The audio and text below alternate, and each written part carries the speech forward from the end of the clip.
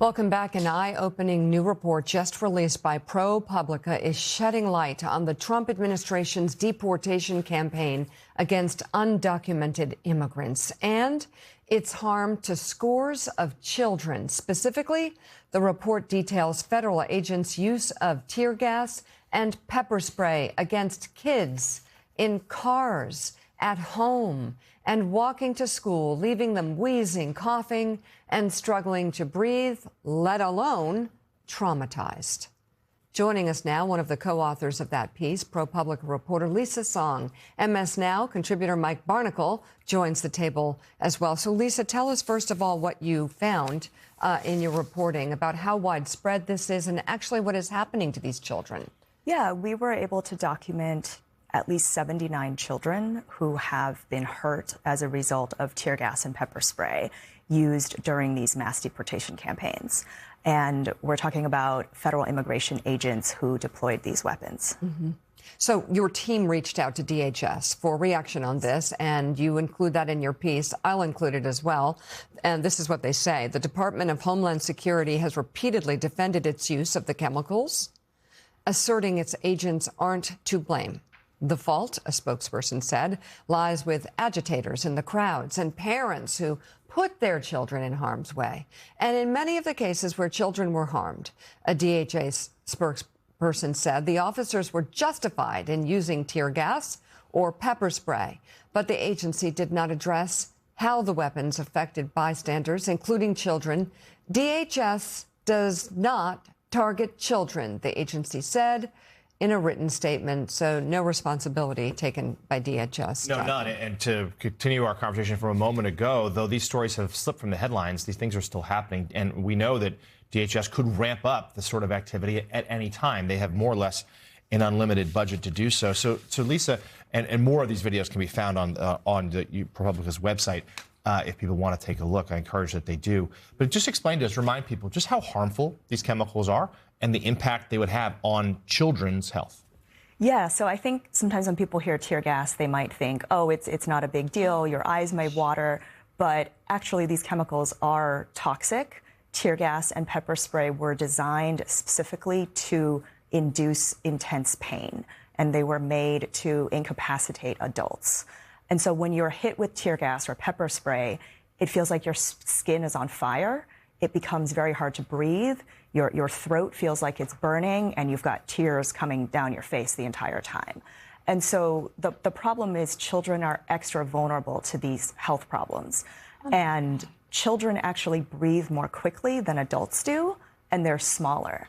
So when there's more contamination in the air, they're breathing in more of it relative to their body weight. And that's one of the main reasons why it's so harmful to kids. Mike Barnicle will take the next question, but first I just want to confirm these videos you can see on the ProPublica website. We're just showing a few of them here.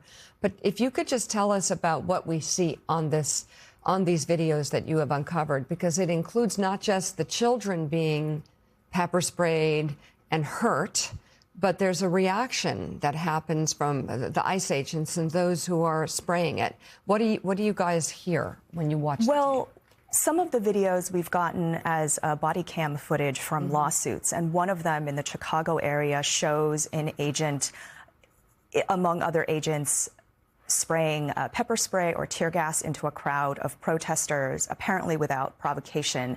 And at one point on the body cam footage, you can hear the agent saying, "Hell yeah," and then he says it again with a swear word, and then he also says "woo." So it just feels like he is doing this with such ease. Right. And by the time he did it, the street was already covered in white smoke because they used so much tear gas. So, Mike, I mean, it's like you feel like there's a culture here when you have a bunch of very armed ICE agents, as we have covered repeatedly on this show, many of them not trained very well, not very smart, walking in front of cars, shooting people randomly, and now spraying crowds that have already been pushed back or that are not coming forward and celebrating, spraying a chemical in the faces of other human beings, thinking that's a cool thing. Just want to put a frame around that the culture of ICE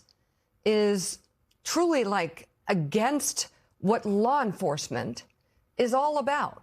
Well, it's not law enforcement. And I've heard reports of people calling 911 because ICE is after them and is coming after them in a criminal way. Well, let's separate law enforcement, legitimate law enforcement, city police departments, from what we're talking about here and what we're seeing on your screen. It's basically a poorly trained paramilitary outfit.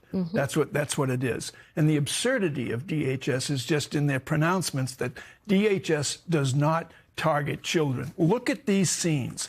Look at how tear gas, or no matter what you fire from a tear gas gun, envelops a whole neighborhood, drifts down a street. A kid could be going to school half a block or a block away from all of this tear gas, and he or she is going to inhale that. So what do we do about that? Yeah, I mean, that's what we found, is that so many of these kids were just at home. They were living their normal lives when tear gas drifted in from the street, and even with all the doors and windows of their homes closed, even in cases when parents stuffed towels under the door to try to keep the gas out, it still got in and made the kids sick. It made them cough. It made them wheeze and gasp. How long are they sick? So it depends on how much tear gas there is in the air and the age of the child and some other factors. But sometimes the effects last for minutes, sometimes for hours. It can linger for days. And one of the problems is we don't really know what it might do to children in the long term. There really aren't any studies on long-term effects of tear gas on children. So I just want to go